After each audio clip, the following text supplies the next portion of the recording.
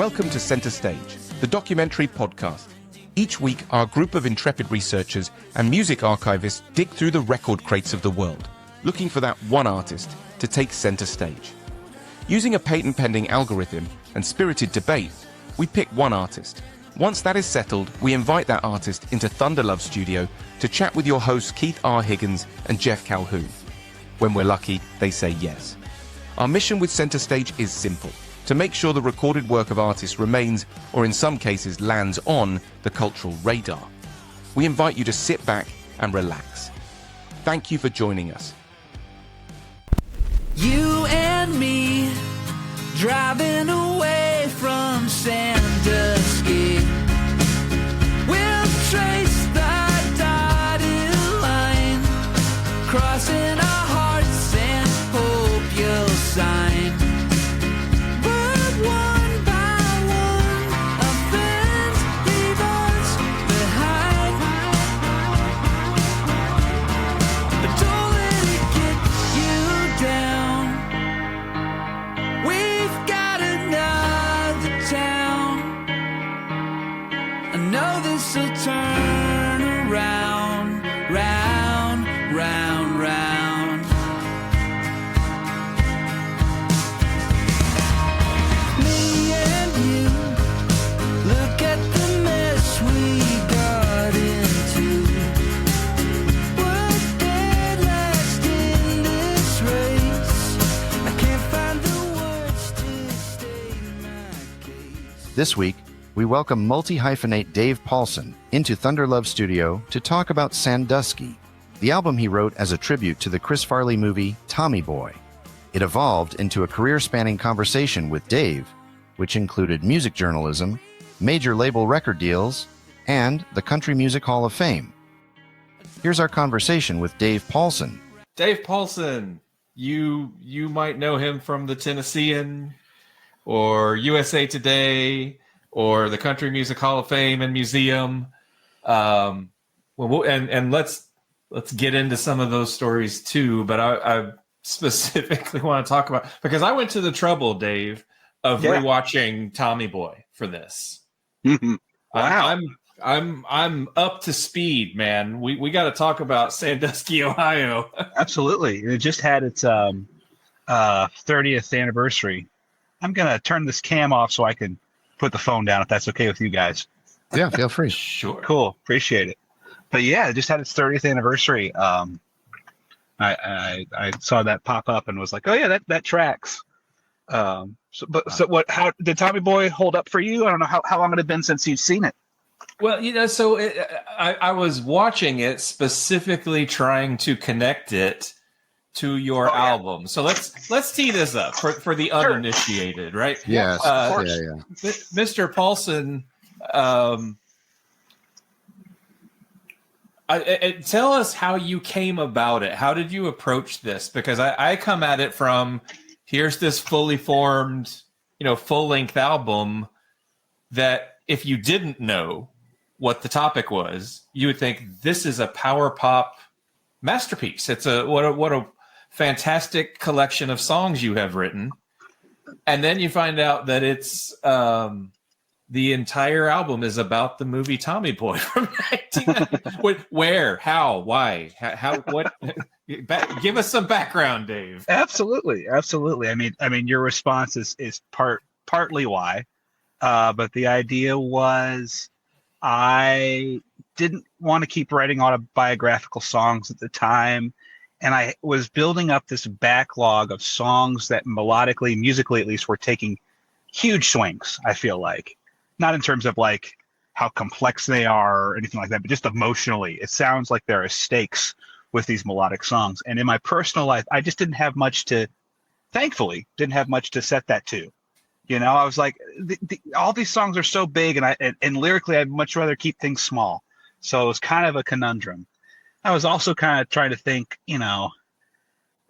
I've realized more and more over the years that like attachment to an artist, like having some sort of entryway into who they are as a person, as much as we want to believe that the song itself, just hearing a song blind without knowing when it's from, where it's from, or whatever, we want to believe that that'll be powerful enough. People need something to latch on to. just somewhere to like be their center. So I was thinking, well, here is a reference point for people. I don't want to, and if you know the movie Tommy Boy, yeah, sure, let's hear some songs about it. I guess it made things much more inviting and less intimidating, both for me and hopefully for the listener. But those were the main things, and so I knew I wanted to adapt something, and I didn't want it to be something too weighty. So I thought I struck upon the idea of, what if I took something that didn't seem super emotionally heavy and then gave it that. And that was kind of the idea. It probably wouldn't have happened without, like, say, Hamilton.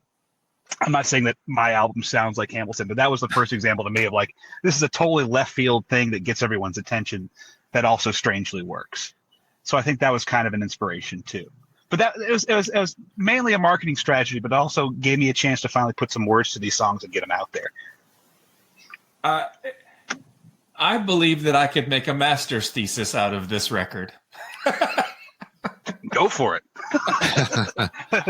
Thank you for your kind words on the album. So, goodness, if you don't know the movie Tommy Boy, of course, Chris Farley and David Spade, it's kind of a buddy comedy where Chris Farley plays Tommy Callahan Jr. As I worked through the songs and tried to connect, okay, so Sandusky is, and I discovered this album, I should say, while living in Cleveland, Ohio, which is so great. This is the first, out of state listeners was a huge thing for me. So anyway, I appreciate your listening. Keith, I know that you grew up in and around Dayton, Ohio. Did you ever make it up to Sandusky and experience the roller coasters and the whole city that was? I never experienced the wonder that is Sandusky. Cedar Point, I guess is what they call the amusement park there. It's like a Six Flags over Atlanta type of thing, right? Yeah. The album has so much of that, and we've talked to a couple of artists recently who talk about how a city or a place becomes a character. So interesting to watch this movie, which, I think most people think of it and they think fat guy in a little coat, right? Yep. They think of the big, like, physical comedy of Chris Farley. But you come out swinging, and you have songs from both Tommy's perspective and the David Spade character, which was Richard Hayden. You got a song from his perspective too, where he's kind of looking at the Tommy character through a little bit slanted eyes, and it's not as jokey the way that you write it. Was that something you kind of set out to do? Like, I'm going to elevate this goofball comedy. Yeah. I mean, for sure. And maybe not to make better, but just sort of to illuminate some of the emotion in it, and kind of just like a test for myself too. Just like, can you take this? Can you take this source material and turn it into something else? Very unlikely source material. So that was a huge part of the inspiration. And yeah, there are a couple of perspectives. I decided to just do Richard and Tommy. And I think, like, that song you're talking about is really the only one that's totally from Richard's perspective. And there's other ones where it's the two of them. But I could have had, like, I steered clear of, like, I didn't give Rob Lowe a song, for example. I could have, if we really, that is the beauty of this, though, is it's a 9-song album. There's plenty to expand on. We could fill up have some gaps and have an act 1 and act 2 and something like that. But I haven't gotten that far. It's only been 7 years. That hasn't happened.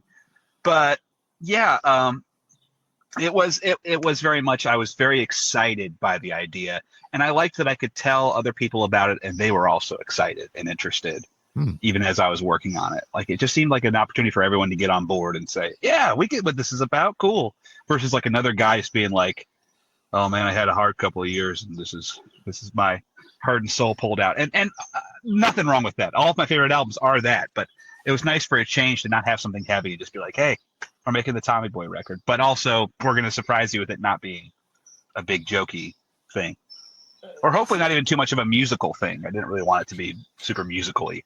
It's funny you say that, because when Jeff sent it to me, he didn't tell me that it was associated with Tommy Boy at all. And my first run through listening to it, I was like, this sounds like it could be like a musical. Well, I probably shouldn't say it. It's not. Definitely has. I agree. It definitely has musical flourishes. I could have gone much further. You and I both know we could have, but so I try to keep it light. But yeah, So, Sandusky is the opening track. It kind of sets the scene.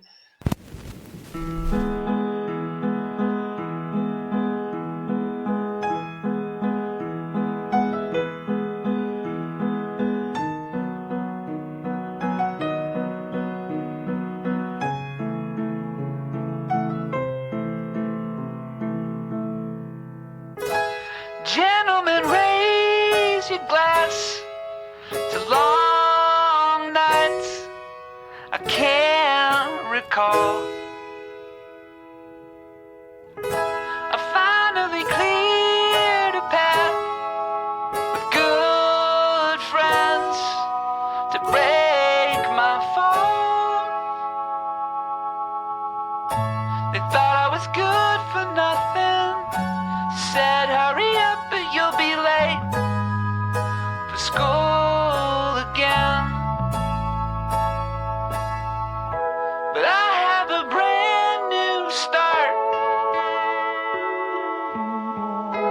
I'm gonna play my part in sweet Sandusky.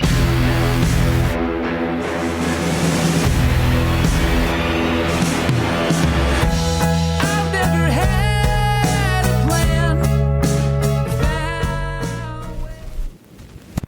To my ear, I think this is one of the most successful power pop records. But is that something that musically you were going for? Is power pop even a part of your vernacular? Absolutely it is. Absolutely it is. And power pop's part of it. And I think that was another musically too, like on top of wanting it to be an easy access point for listeners, conceptually. It was also an opportunity for me to finally do like something kind of classic. And I mean that in the sense of, it's hard to use these words without sounding full of yourself, but like classic and timeless in terms of, I feel like most of the things on that record, there's very few flourishes where you say, oh, that's clearly could not have been made. That had to be made recently. Like it could have been, the 90s or the 2000, sort of a timeless feel. I did notice like a few people that reviewed it or wrote about it, talked about it, and sounded like a very 90s record, which I think they're right on. But since I came up in that era and I love that production, especially the later half of the 90s where things got really dry and in your face and just plain, unadorned, good amount of compression, like that just sounds normal to me. So what sounds like 90s to a lot of other people, to me is just like, yeah, that's standard. It's just it's dry instruments, dry vocals right in your face, as loud as you need them to be, kind of thing. But yeah, it was an opportunity for me to be like, let's really dive into like 60s stuff and 70s stuff and the melodic thing. So yeah. I love that the more I invest in this, the more I get out of it. So I went back and rewatched the film. And like I said, I think most everybody has probably a happy memory or two from the movie. It's got some very memorable jokes. Yeah. But as I listened to the album and got to My Old Man, I remembered, oh, that's right. The Tommy Sr. plays a pivotal role in this movie and setting the whole story up. And as I watched the wedding scene and then listened to the song, I was like, the parallels are much stronger than I remembered. I mean, this is very, very closely knit together, taking you through really the whole film, the whole story of this city. Well, thanks. I don't know if there's a question in there. It's very nice, whatever it is, and I appreciate it. I think it, to be honest, I think it starts stronger than it ends, both conceptually and with the tracks. You know, it's front loaded like anything else. And I kind of wrote it in order, except I want to say My Old Man was actually the first song that I put lyrics to. Really? That was the first that I framed it all up with. I don't know why I necessarily started with that, but it turned out so well, and I felt so encouraged by it. I was like, okay, yeah, we can do this. But that was the tone I wanted to set first, like right away, was like, because other tracks have a beat to them and are a little more fun. That one is just a piano ballad about your dead dad. So it's just a different thing. So yeah.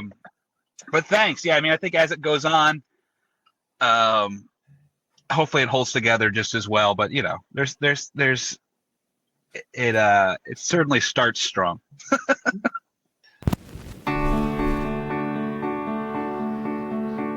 Storm rolled away, my old man's wedding day, smiling straight in my tie, was the last day of his life. As the band began to play, I was floating away with his heart's final pound. Felt my 2 feet on the ground, now I'm lost again. Sandusky called to me to come back home. Can't shake the only fate I've ever known. Joy and pride working side by side. Now I'm the only one.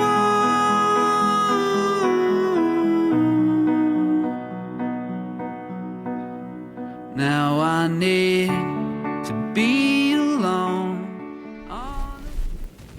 Now, how many times would you say you watched Tommy Boy to get your version of the stories out and to get your lyrics together in a way that you were happy with? Specifically for this album, once or maybe twice.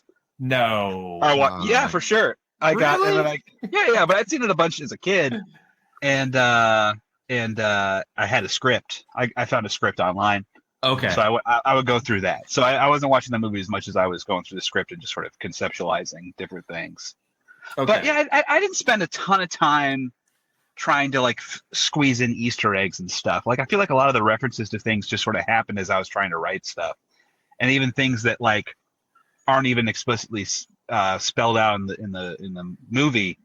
Like I had to figure out what lake he was on because I'm like Keith. I hadn't grown up there or spent any time, and I was like, okay, I'm pretty sure it's Lake Erie. I'm not sure they thought about this, but that's the proper noun I'm going to put in here and stuff. But I didn't try too hard to like load it with that. I just really used the plot as a framework and thought about the scenes and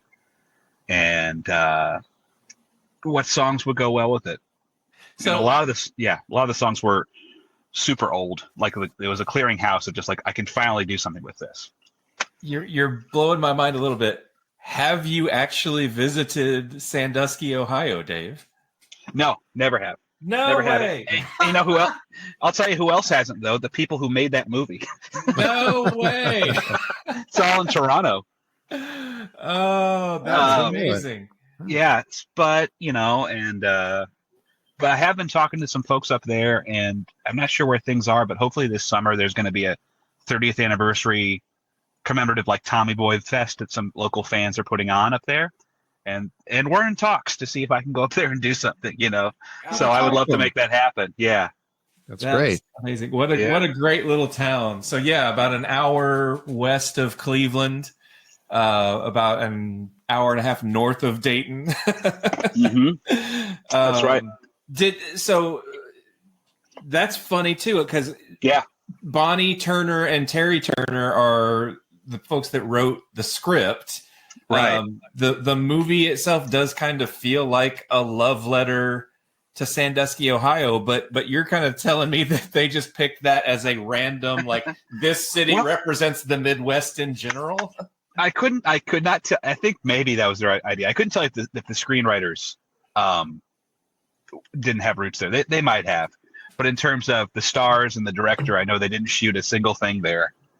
And most of it was in Toronto, and most of it, I believe, was in Toronto, like on breaks from Saturday Night Live. They would go back and forth. Oh, wow. I did connect after this came out with the director, Peter Siegel, and confirmed that they had not visited there. But maybe a few of them will be going there this summer as well. But what was that like? What was connecting with the director like? What was that? What was that conversation like? It was good. Well, it was all internet social media. So we're really just talking about exchanging comments and stuff, and people are tagging people saying, "Hey, check this out." I didn't go around to anybody involved in that movie and say, "Hey, I did this." Partially out of I didn't want to be too self-promoting, and also partially I didn't want anyone involved to say, "Hey, what are you doing? And maybe you should stop doing that." I just got a little paranoid, even though there's nothing. I mean, and I also didn't call it Tommy Boy the album. I am sure that I didn't do anything out of line, and it would have been recognized by parody. But I also just didn't want to let anybody know before I got it done that I was doing it. But he was very nice. We follow each other on socials, and he enjoyed it. That was nice to hear. People kept tagging David Spade and trying to get him to notice it. I'm like, guys, leave him alone. If he wants to check it out, he will. In my Tennessean gig, as you mentioned, I was an entertainment reporter at the paper for about 15 years. And I got to interview Rob Lowe after it came out. And I was like, Rob, I wouldn't, and it was at the end of the interview that I said, I normally would not talk about me, but if people find out I interviewed you and I didn't bring this up, I will have hell to pay. And he loved the idea. He was very tickled by it and all that. Great. So he was saying how it was a testament to how that movie lives on, how he keeps hearing about that movie and stuff. So that was nice too. So there's been a handful of folks actually, well, I guess two people involved with it that have said really nice things. So it was cool. That's awesome. Amazing. Yeah. Amazing. So outside of, and by the way, you've alluded a couple of times to the fact that you might be doing something more with it. Are you making more Dave Paulson music? I have a bunch of stuff. And I was kind of joking. I mean, I do love that you could always revisit this project and fill it out if you wanted to. Maybe I'll do that one day. I'm still writing stuff. I don't have like a big project I'm planning to do right now, but it will come. I have the songs. Again, I have a familiar problem where I need the lyrics again. After this came out, everyone said, okay, Black Sheep now, or do this movie or do this movie. And I didn't want to just become the movie guy. I really wanted this to be just a standalone art project that people could check out. I never played any of it live or did anything like that. I made a thing, check it out. But I could always go back to it. I just didn't want it to become my whole angle. So I will find something to write about or adapt. But I have a bunch of piano songs that are still very much in the vein of Sandusky. And I think whatever I come out with next will still sound very much like that. But it's been 7 years and I haven't put anything out. So we'll see when that is. If listeners of the show want to go to Bandcamp, davepaulson.bandcamp.com, there's a little video that's kind of like a super cut of some Tommy Boy scenes. I imagine that the opportunity could be there for you to have you perform the album. It's kind of like a Pink Floyd and the Wizard of Oz type of vibe, right? Sync things up. Yeah, that would be great. Do you want to sync it up for me? Yeah, I'll get right on that. Dude. That does sound cool. That does sound cool and daunting. I imagine if I end up doing this live at some point, it'll involve some of that for sure. You just got me all lathered up for it on the Bandcamp. There's that little clip, and it works so well. I was like, do the whole album. Yeah, I appreciate it. I have to give credit to somebody who I don't even know who they are, but I did. I was also inspired by someone who did. You can find it on YouTube somewhere. You also have to search for Star Wars Sgt. Pepper, and basically they did new lyrics to all of the Sgt. Pepper album and set it to A New Hope. And so the first song, instead of Sgt. Pepper's Lonely Hearts Club Band, it's Princess Leia's Stolen Death Star Plans. and it plays the movie and it has the lyrics under it. The whole thing's great. I don't know who did it, but I recommend checking that out. But I would probably do something like that as well. I love it. That's Yeah. funny. It's just so much easier to write, and you just feel like this weight is off you. Like there's so many shows that I've done where I'm singing like really intense stuff, but with cryptic lyrics that no one understands, and it's sometimes the vibe of me playing that for a club. It's like you're having your own therapy session, and no one in a different language, and no one knows what you're talking about, and lots of intense energy and stuff. And so I was just really happy to have something that everyone could go, yeah, fat guy in a little coat. Something you said just set off a chain, like one ray of sun that breaks through the rain.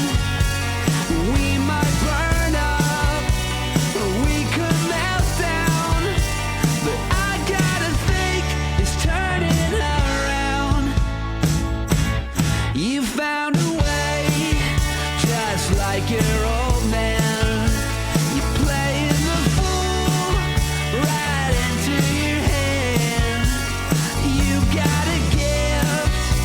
Strange as it sounds, could things really be turning around?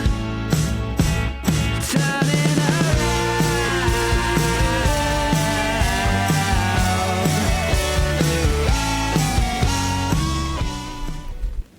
I'm hoping you can help us, Dave, because the band that you're at least locally famous for, the Privates, That's right. is in interesting territory in that when you Google or when you search the Privates, there's a really fantastic Japanese band called There the sure Privates that, interestingly enough, have just a little bit of overlap in sound. I think you're adjacent enough that to the casual ear, you might go, I don't know which one this is. Yeah.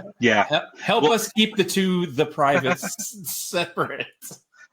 I think we're responsible for them now on their pages. It all says the Privates International Band.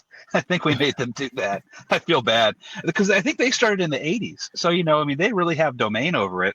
But we're talking 2003, even when we were searching on Yahoo or Ask Jeeves or whatever to see if that was a band name or not, there wasn't enough reach to really know. So only in later years do you realize, oh, everyone had a band called this or that. But yeah, it is funny that we're kind of in a similar vein. We're not. We are distantly related, and so far we're getting along great. We end up on each other's Spotify's sometimes, trying to straighten that out. But So, the Japanese, the Privates have a great song title called "Midnight Sniper," and it's you look through your catalog and you're like, oh, they use kind of funny song titles. Like it's so easy to get the two confused. So help us out. Louder than lightning. That's us. That's you. Okay. Motion. That's also us. Okay. 2 for 2 so far. In 2004, there is a self-titled The Privates. That's also us. Okay. 3 for 3 so far. I'm this doing is well. really easy so far. Yeah. How about Barricades? Also us. I don't think these All guys right. put out any songs. I think it's just us. They don't even exist. Wow. Midnight Sniper. In that era, Midnight Sniper's a great song, man. Yeah. In that 2004 moment, I was in radio at that time. It sounds like you have, some press connections working for the Tennessee, and in some moments in rock and roll, there's just a thing. There's a vibe. Yeah. Some bands have it. I felt like the Privates, when you guys were coming up, you had it. You were capturing that sound in the moment that was really energetic and vibrant.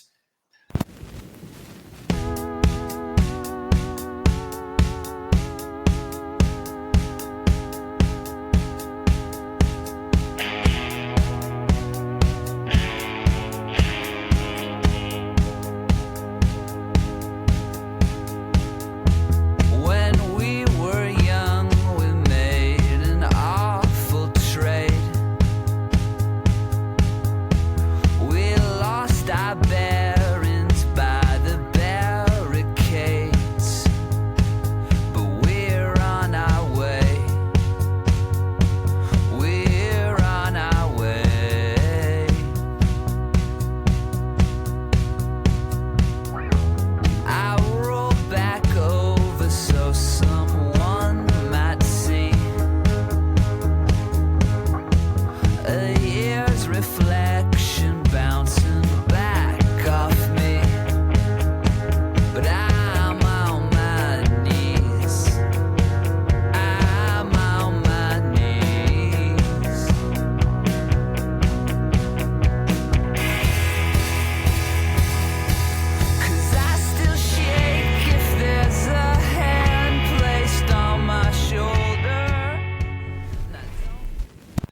was there a sense that, because I wasn't there, I don't know. Was there ever a sense that like you were really on the precipice of going supernova with that band? I guess not totally, because, well, maybe. You know, you put yourself back in. I was 20 years old, and you don't know.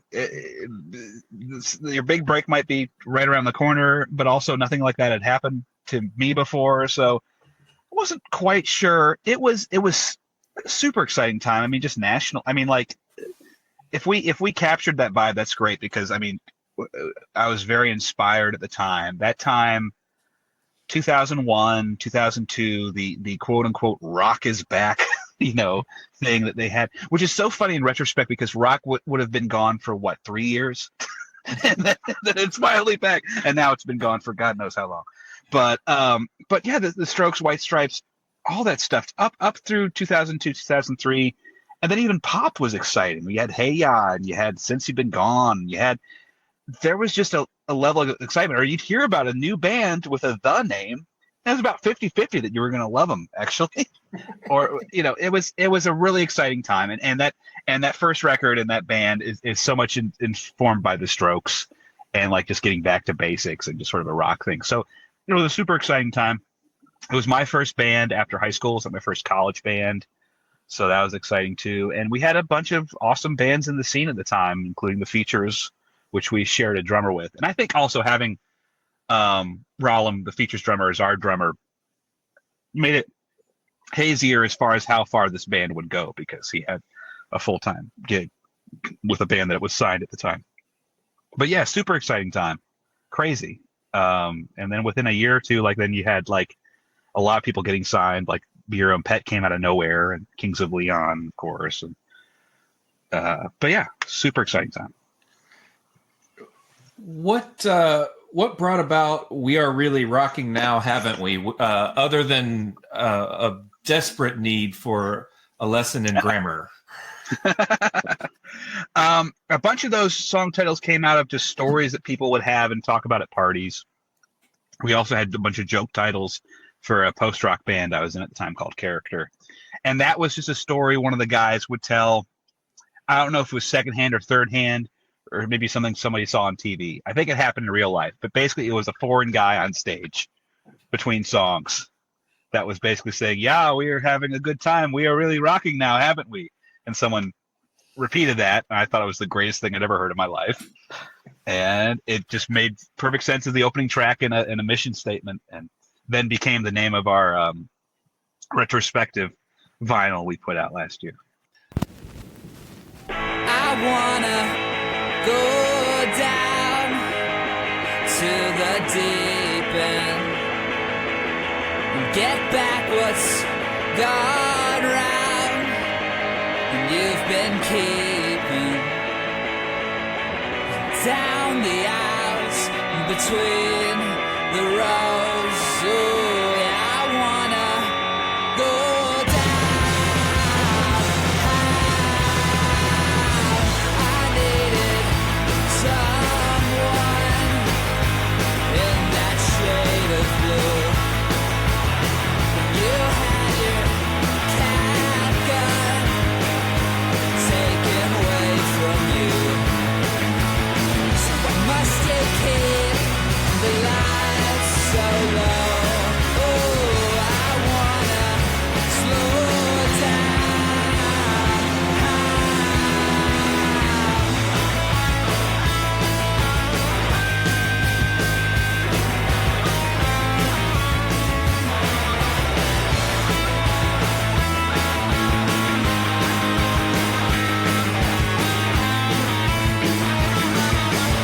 Right through the house and twist the rose. Oh, I wanna slow down.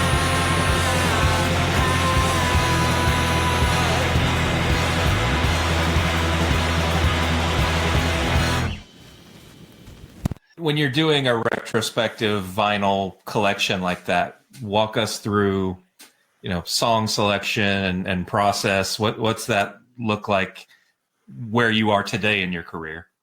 Oh, for sure. It was pretty simple. I mean, that album was really aimed at people who remembered us from back when we would play the club. So a bunch of it was just the songs that went off well live. Both because it's like, you know, it works if it's, obviously if it's going off well live, it's probably a pretty decent song, but also it's just the songs people would remember. So the songs that were fixtures of our set became most of the track list. But then there were a couple where it's like, no, this is a really cool recording. It was a song we couldn't really pull off live. We should put that on there. So a mix of those. But, it was mostly a vehicle for 2 new songs. That was mainly what I wanted to do. And I was kind of just taking the old greatest hits model where you have 1 or 2 new songs that bookend the greatest hits collection, and then you're out of your contract with your label. And I believe we're free of our contract with YK Records, unless I beg them to put out another record. But I think they'll leave us alone. But that was it. Nothing crazy, and the guys didn't have any ideas, so I just handled it. I would love to count this episode as we're going to do 2 birds and 1 stone. I'm going to count this as a Pink Spiders episode too. While we've got oh boy, here we go. Yeah. Let's talk about the Pink Spiders and your involvement. Mm-hmm. Well, just as I was mentioning that exciting time and bands getting signed around the same time as Be Your Own Pet, Kings of Leon, I think people were a little more aware of Nashville. And the Pink Spiders, I've known Matt, the front man, since we were playing all ages clubs in Nashville in the 90s or year 2000. But he'd been touring really hard with this trio and gone out to LA and met a manager, and they said, we're going to set up a showcase for you. And they actually paid to fly them out to do a showcase at the Viper Room. They were a trio. Matt wanted a second guitarist to fill out the sound, so he asked if I would come play that show. It was the first show I'd ever played with them, just to help out. We played the Viper Room.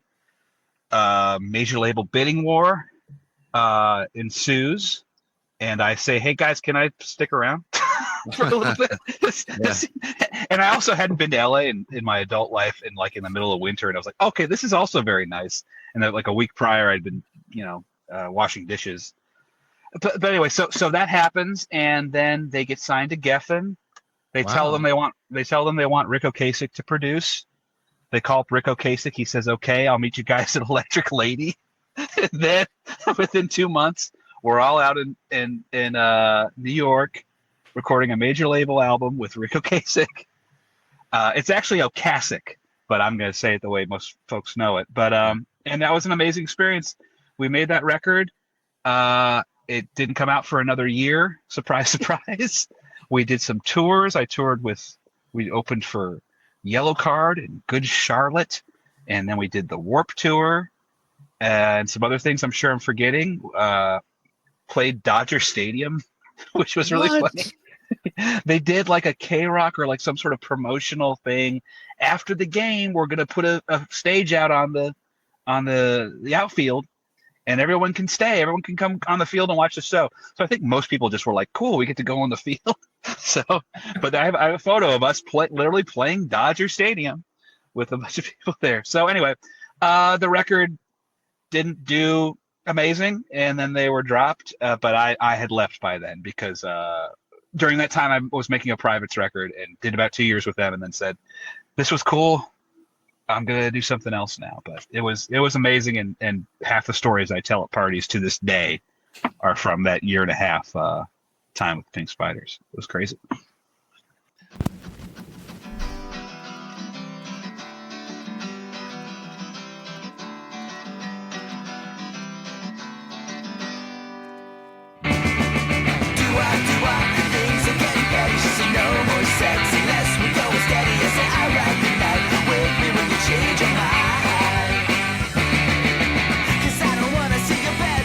I'm not looking for love. If she says I don't wanna be the girl in your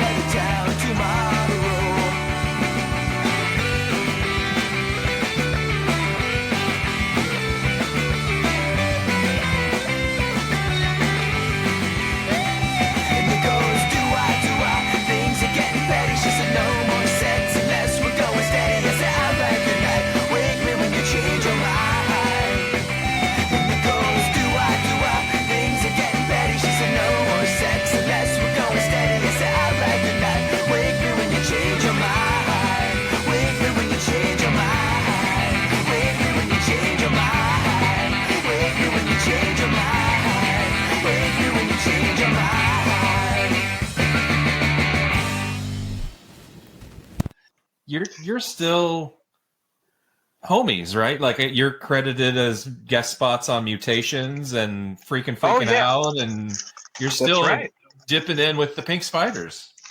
Me and Matt are still very close, and every time they make a record, he has always been so kind as to say, "Hey, play keyboards on a couple of these things." So yeah, I've continued to do that, and we'll help out from time to time if they need it. Last thing I did with them though was we did a reunion, 10-year reunion, which was super fun. But yeah, it's great. They're still doing stuff. The bass player of that band got a #1 song with Lainey Wilson. Now he's a hit country songwriter. So yeah, things are going on. But yeah, it was super fun, and I'm so grateful to have that time. I think it changed a lot. I imagine I would have had a much bigger chip on my shoulder about really wanting to make it, if I hadn't had that whole experience. It was kind of like fantasy camp. You just sort of, lots of very cool experiences. You'd be like, okay, so this is how it works. Cool. So it was wonderful. It sounds like it. It sounds like a overwhelmingly positive experience. Yeah, for sure. For sure. I do think back now and I'm like, oh, I could not live like that now. Because even with the occasionally it was a bus and stuff. There were also van dates, and we'd have 4 guys in the band and 3 guys, like a tour manager, crew people, merch or whatever. So it'd be 7 people in one motel room. We had three, so two people per bed, and then 3 air mattresses on the floor, and then just trying not to step on anybody on the way to the bathroom. So eventually, yeah, I couldn't have done that forever, but I'm amazed I did. It was fun. Wow. There's a period in every band's life where you got to decide: how much do I like PB&J? That's it, exactly. Oh man! So, you mentioned big country hits as a writer. I'm sure that's a thing that happens to several friends of yours in and around Nashville. As a writer for the Tennessean, you've probably seen some pretty crazy things in and around the music industry. What would some of the highlights be from your time as a journalist? A few people that I got to meet. I got to meet Ringo. That was amazing. Oh wow! It was. It was just dumb luck, really. Every year on his birthday, he finds a Hard Rock cafe near him and does his peace and love moment, where basically it's the clock strikes noon, and he says peace and love, and we all say peace and love, and it's a great old time. But anyway, his tour happened to be coming through Nashville on his birthday, so what would have been just going to see Ringo at the Ryman that night turned into he has a whole press event, and you can interview him. So I got 3 minutes with him. Never been more nervous in my life. I hope I never am again. That was amazing. But yeah, meeting people like that. I met Little Richard at the Hilton downtown in Nashville and interviewed him. He actually lived at that hotel for a long time. And people would see him in Nashville. You would spot him in Nashville, but only at drive-thrus. He would go to like a Checkers drive-thru or the Wendy's drive-thru. He wouldn't even be driving usually, but he would roll down the window and make sure everyone saw him, and he would wave to everybody and that sort of thing. But other people, like, I covered Taylor Swift on our way up and met her and had a few interviews with her, which will be the thing I talk about for the rest of my life, I'm sure. But yeah, and going to every Bonnaroo from 2007 to 2022. Wow. There were a couple canceled for the pandemic, but that's like somewhere around 15. And I did the math and realized, Bonnaroo's 4 days every year. So eventually I have spent more than a month of my life at Bonnaroo, basically. Now, I realized. Help me understand Bonnaroo. That sounds like hell on earth to me. Yeah. Yeah. In the middle of Tennessee, in the middle of summer, and camping, and what was it like for you? Tell us about that. Well, it was still fun because there was tons to cover. Okay. Actually, very much. It is grueling, but I always loved like just being dropped in an environment where it's just going to be music around the clock, nonstop. You're not going to go back to real life for a few days, even though I was like in the press tent and writing things on my laptop. You're just still in that environment. That was super fun. I think what I've always said is I think that people being in captivity at Bonnaroo and having to deal with, the elements and it's hot and all that stuff, all the stuff that makes it hell, also makes it gets rid of everybody else who's a casual fan or not really wanting to be there. So everyone that goes, really wants to be there. And I think a little bit of Stockholm syndrome also happens where it's like, well, we're stuck here for 4 days. We might as well have a great time. And in the process, through that stuff, they're an incredible audience. They're really into it. They're really engaged. They are there to do that. And I think that vibe is really special. And you see the performers pick up on it all the time. It's so different from a Lollapalooza or Coachella where people are just coming in for the day. No one's camping. Everyone there is living there. And when the show's over, they have like a 1 or 2 mile walk back to their tent. Like, you just have to get in this mindset of, we're going to have the time of our lives because we don't have any other choice. And it sounds messed up, but I swear it's it makes for a really cool vibe. So I didn't go to Bonnaroo last year. I'm hoping I can go out there for fun for a day this time. I really do love it. Cool. Yeah. Cool. A lot of magic mushrooms, I would think. I believe so. Not so much in the press tent. No. From what I gathered, although the one of the big stories that the Tennessee one to run every year would be like the drug busts and stuff. I didn't do that stuff. I just did the music. So Okay. Where is Gonzo journalism gone, Keith? I don't know. I read some of it in political avenues now. But yeah. It's interesting. It would have been fun to go full Gonzo there, but I'm not sure my bosses would have appreciated it, so it didn't happen. How about I think of you and almost all of your music as rock and roll. Hell yeah! How does a rock and roll guy become a curator and writer for the Country Music Hall of Fame? Took the question right out of my mouth. There you go. Well, it turns out there's been quite a pipeline over the years of former Tennessean and the other newspaper called The Banner. A whole bunch of people that are writers over there were former music journalists. So it wasn't crazy, and they actually reached out, and well, it also helps that you write about them all the time, right? And you get to know these people, and they get a sense of your writing and the kind of guy you are and stuff. So that certainly helps too. But yeah, it just materialized one day, and I was very grateful for it. It was time for a change. I really had to be dragged out of the job at the paper because it was so fun, but it was time to move on. And it's been super rewarding at the Country Music Hall of Fame Museum too, putting together exhibits and really working with artists. Not that journalists are totally antagonistic, but there is sometimes this wall of just like, hey man, you're not going to tell me that I can't write about whatever, like I'll ask the questions I want to, yada, yada. And finally being on the side of just like, okay, we're working together on this. What kind of story do you want to tell? It's nice to do that for a change. We had a big exhibit on Luke Combs. Okay. Recently that will be up until July. I helped put that together. I also host programs. I interviewed this legendary pedal steel guitarist, J.D. Manus. Recently he kind of helped invent country rock by playing with the Byrds back in the day when they went country in the late 60s.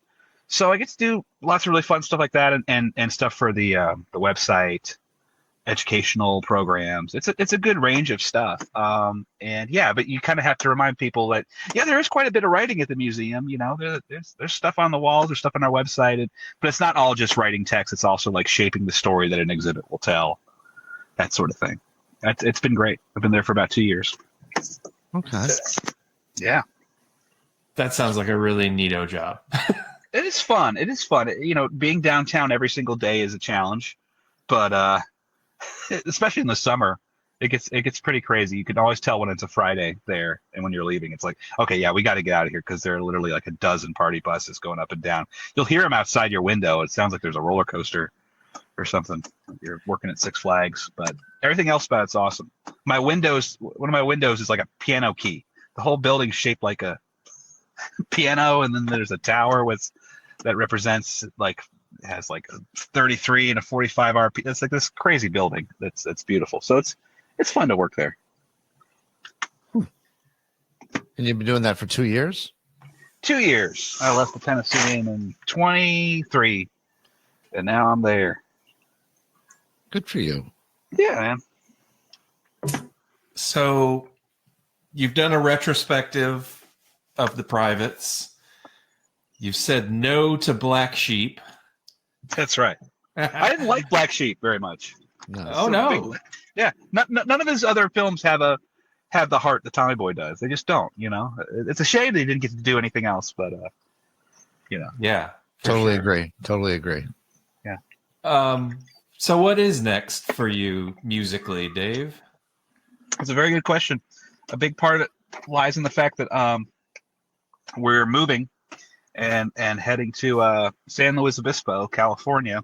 Whoa, that's a serious move. Sure is. Oh my God. I Yeah. thought you were just oh wow, okay. Wow, that's a big Oh, move. I'm gonna move over to Mount Juliet, so I really got to get my stuff in order before I think about music again. No, we're going across the country, doing something totally new. So yeah, my time at the museum has been great. I am departing. They know that it's not an exclusive or anything. But anyway, yeah, we're going to the West Coast, and I think it's going to be a new chapter of all of it. But I'm excited to see what it is. I'm not sure I'm going to start a whole new band out there or anything, but just with the nature of the internet today, and there's all sorts of stuff you can do remotely, and I hope to be more productive in a new place. I have noticed they have a pretty thriving punk scene out there, which maybe that'll be my new life. Be a hardcore frontman or something. There you go. But I'm sure that once I'm out there and I'm removed from Nashville and all my musician friends, I will ironically then get the drive to make something again. And I'll say, why didn't I do this when I had a studio that I could call my friend and use down the street? All that stuff. Yeah. Once it's taken away from me, I feel like that. Then I'm going to be like, oh, I really miss it, and I'm going to make some music and stuff. But that might be what I need. The weather's nice. To go back to Sandusky, that was all you, right? As far as you wrote it all, you performed it all. Mostly, I have to a couple of guests. I have to give a ton of credit to the producer Jordan Lenning, who really, really produced it in a way that no one else I'd ever worked with had. And I've always been open to ideas, but a lot of times, other times, work with people, studios, much more just recording and engineering and stuff. But this was much more of a collaboration, and he came up with parts and said, "No, you want to tag that chorus 3 times, or you want to repeat at the end here, or do this or that." Like he came up with so many great parts. A lot of the harmonies, like anytime you hear like lush, like 3-part harmonies on there, that's him. Wow. He did incredible stuff on it. I can't thank him enough. So yeah, he was a huge part of it. I had listened to one of the records he'd made, and then also another record he'd produced that both had blown me away. If you guys want to look him up, or anyone listening, he had an album called Jordan Sings, which is phenomenal, and he produced an album by a local artist named Jasmine Cassett called Quiet Machine in 2014. That is just a stunning pop record. And if you like the production on Sandusky, you'll hear a lot of familiar stuff. So that was a huge inspiration too. I imagine if I hadn't found him or heard that record, I probably wouldn't have gotten around to Sandusky when I did. It was also just as much like, I want to work with this guy. I think we can do something together. But anyway, so yeah, he played a bunch of stuff, and then Sam Smith, who is a good friend and bandmate, played drums. He previously toured with Ben Folds for a while, and he's also an amazing graphic designer.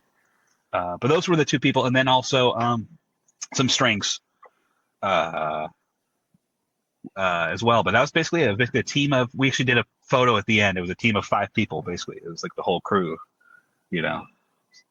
But yeah. Otherwise, I demoed and wrote everything. No one else wrote anything, but I couldn't have done it without, especially Jordan. Amazing. Truly. Well, I'm a big fan of the Privates. I'm a big Pink Spiders guy, but none of that holds a candle to that Sandusky record, man. I love it every time I play it. It is a treat to chat with you. We definitely appreciate the time, and man, best of luck with the move. Thank you so much. Thanks so much for everything. I really appreciate it, guys, and I hope that this conversation really kicks my ass in gear, and I finally put something together again. It means so much for you to reach out 7 years after this album came out and want to talk about it. It really does mean the world. I appreciate it, and hopefully I'll have something new to talk about in the relative near future. Yeah, for sure. We hope you do too. Awesome. Yeah. Dave, thanks again, buddy. We'll see you on the internet. All right, sounds good, Jeff. Thanks, Jeff. Thanks, Keith. Appreciate it. Bye-bye. Take care, Dave. Bye. Bye. Thank you to Dave for taking the time to talk to us. This episode of Centre Stage was written and produced by Keith R. Higgins and Jeff Calhoun. The show was recorded at Thunderlove Studio, where it was engineered by Daphne Morris, with help from Penetration, edited by Vic Titball, with help from Clem Fandango. Our theme song is Cynical by Jaguar on Mars. You can stream Jaguar on Mars wherever you stream your favorite music. The songs you heard during this podcast were Don't Let It Get You Down, Sandusky, My Old Man, and Turning Around, all taken from Dave Paulson's album Sandusky. You also heard Barricades and We Are Really Rocking Now, Haven't We, by the Privates. Lastly, you heard Going Steady by the Pink Spiders. Please remember to support independent music. original music by Mike Pellegrino. If you like what you've heard, please remember to subscribe and leave us a rating. It helps other people find the podcast. Thanks for listening. Grazie. Bailey Leaf, Rob Janicki, Mike Pellegrino, Farina Bella, S.W. Loudon, Michael Janicki, Peyton Janicki. This show's executive producer is Lulu McGillicuddy and is in the loving memory of Lucas Thunderlove.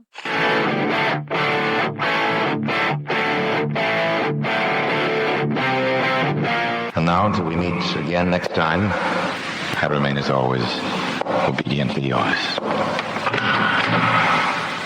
Abandoned Albums is a production of Paw Print Media.